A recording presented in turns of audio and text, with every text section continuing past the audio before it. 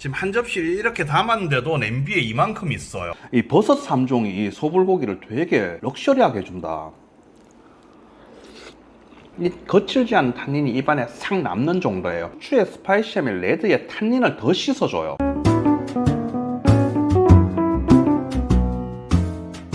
안녕하세요, 와인각입니다. 오늘 제가 좋아하는 밀키트 시간이 돌아왔습니다. 2025년 첫 밀키트 영상입니다. 먼저 제가 이마트 다녀오는 영상 한번 보시겠습니다.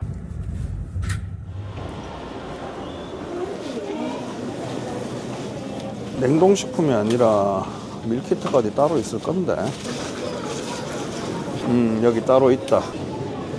뭐를 할까나. 소불고기. 야, 버섯 크림 리조또 40%니까 8,000원이 안 됐다.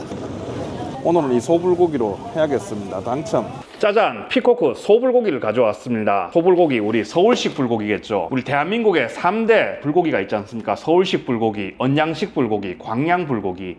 제가 올해부터 제철 향토 음식 하러 제가 여행을 다니기로 했잖아요. 그래서 광양 불고기하고 언양 불고기도 제가 한번 갈 거거든요. 그래서 서울 불고기는 서울에서 제가 어디 가긴 그렇고, 이번에 이 밀키트, 피코크 밀키트로 제가 대체를 하겠습니다. 먼저 조리 방법 한번 보겠습니다. 팽이버섯은 밑둥을 제거하고 표고버섯과 느타리버섯은 먹기 좋은 크기로 자르기. 손질한 버섯 3종과 파채, 양파는 흐른 물에 씻은 후 체에 받쳐 물기를 빼주기. 자, 그럼 일단 내용물을 한번 보겠습니다. 먼저 파채하고 양파가 이렇게 있습니다. 그 다음 표고버섯과 느타리버섯, 여기 팽이버섯이 있습니다. 오, 팽이버섯 한 봉지를 다 준다. 소불고기가 이렇게 진공 포장식으로 되어 있습니다. 그 다음 당면이 귀엽게 있습니다. 소불고기 양념이 있고 마지막에 넣어둘 참기름이 여기 있습니다.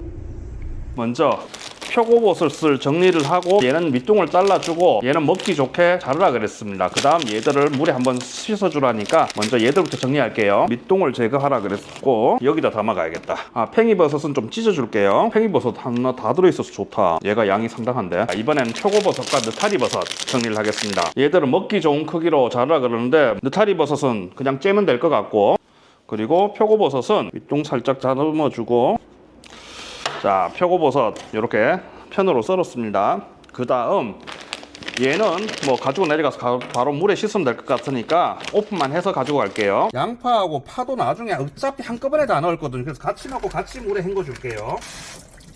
아우, 손 시려. 짜잔, 이렇게 버섯과 양파, 파채는 잘 씻어 왔습니다. 이번에는 옆으로 좀 빼놓고 전골 냄비에 물 200ml와 당면을 넣고 중불로 5분간 익히기. 당면이 어느 정도 익히면 양념 소불고기, 불고기 소스를 넣고 중불에서 2분간 끓이기. 파채, 양파, 버섯 3종을 넣고 3분간 더 익힌 후 참기름을 넣으면 완성. 오케이. 자, 물 200ml 넣어주겠습니다. 당면을 자른 곳이 여기 있어요.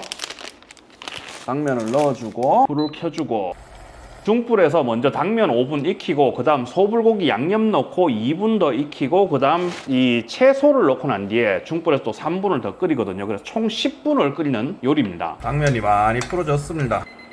시간 다 됐습니다. 가위 없어도 다 오픈할 수 있게 돼 있어요. 고기가 뭉쳐져 있지만 이렇게 풀어주시면 됩니다. 채소 넣고 또 3분을 더 끓여야 되니까 얘들은 잘 펴주기만 하면 되겠다. 보글보글 잘 끓습니다. 자, 시간이 됐습니다. 이번엔 채소를 다 넣어주고, 채소 들어가니까 한 냄비다. 채소 숨만 죽으면 되지 않을까 싶어요. 3분이면은. 보기에는 완전 먹음직스러워. 야, 버섯이 진짜 양을 확 불려준다. 자, 이제 시간이 다 됐습니다. 마지막 하나 참기름만 넣어주면은 이제 요리가 완전히 끝납니다. 참기름 쪼르르르. 자, 이렇게 요리가 완성됐습니다. 이제 들어서 한번 먹어보겠습니다.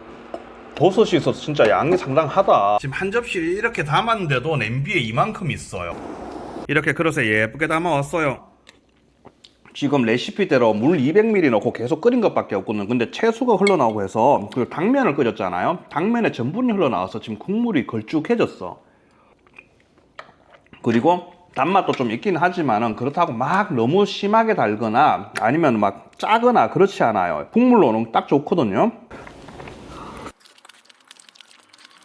맛있어. 제가 생각했던 서울식 불고기보다는 국물이 좀 자작하게 됐거든요. 왜 우리 서울식 불고기 약간 뚝배기 불고기식으로 먹다가 나중에 끓이면서 먹으면은 나중에 육수가 좀 졸아들잖아요. 그 육수에 우리가 채소도 넣어 먹고 뭐 당면도 끓여서 먹는데 그게 조금 약간 자작해졌을 때 그 느낌이라고 보시면 돼요.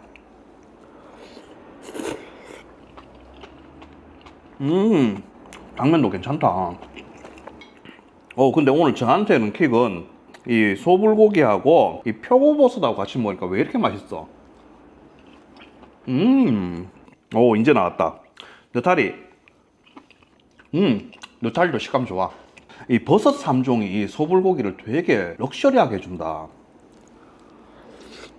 버섯하고 불고기하고 씹히는데 이 파채가 또 중간중간에 아삭함을 더해주고 양파를 딱 씹는데 양파의 덜큰함이 또 싹 배어 나오거든. 당면은 국물에 전분을 딱 더해주면서 식감까지 딱 좋고. 오, 훌륭해 훌륭해. 와, 순식간에 폭풍 호흡이었다. 자, 이번엔 이 피코코 소불고기에 어떤 와인 가지고 왔는지 이마트 다녀오는 영상 한번 보시겠습니다.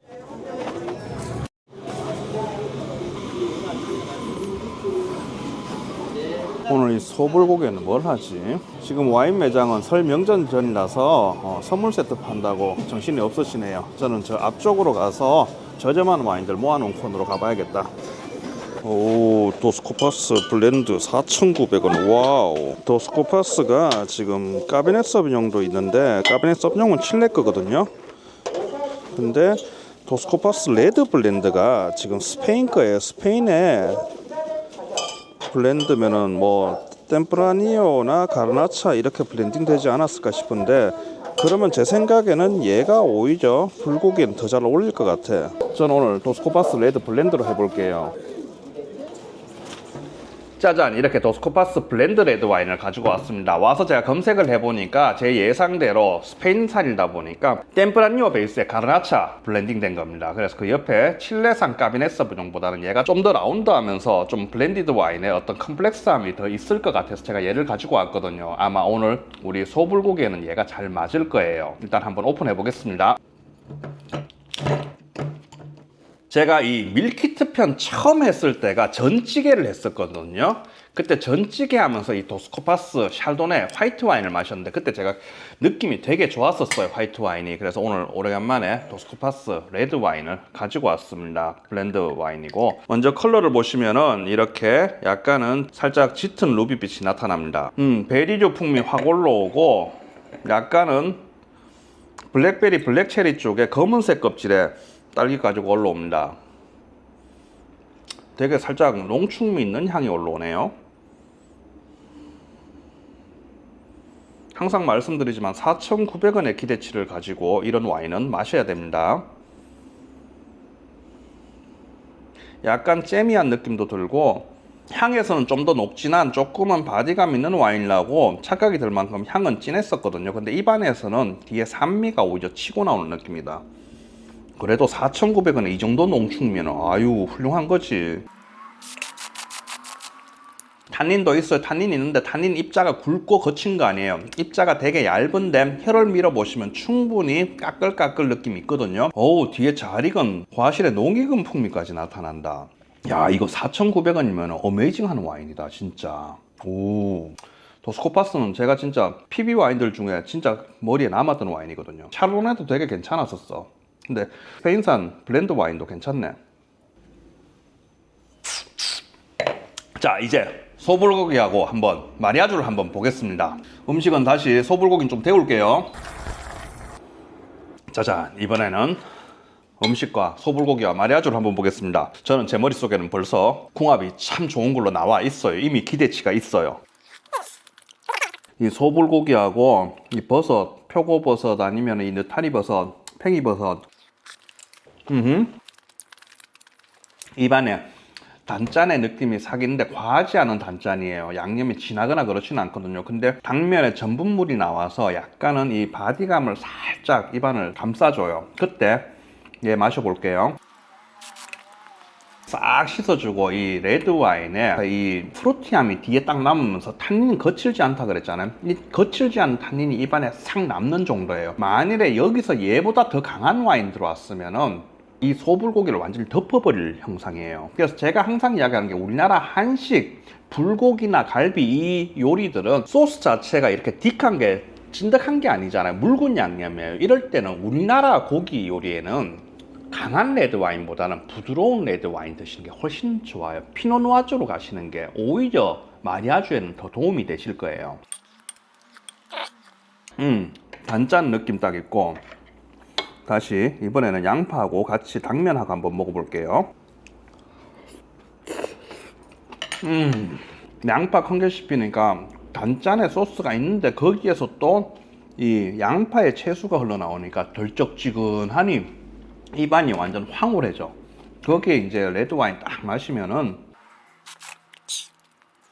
마리아주의 기준으로 봤을 때는 이 정도의 탄닌감, 이 정도의 강함이 아마 여기에 맥시멈이 아닐까 싶어요.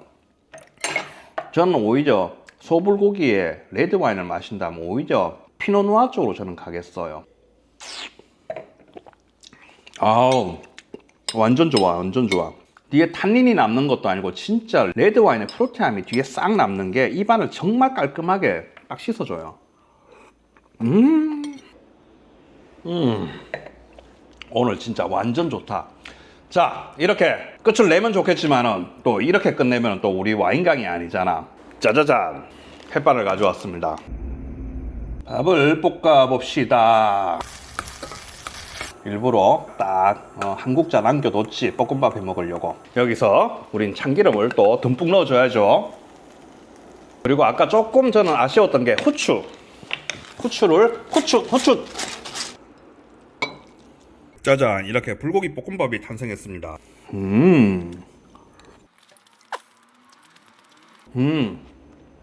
지금 후추 맛이 싹 치고 올라오는 게 훨씬 더 지금 고급스러워졌어.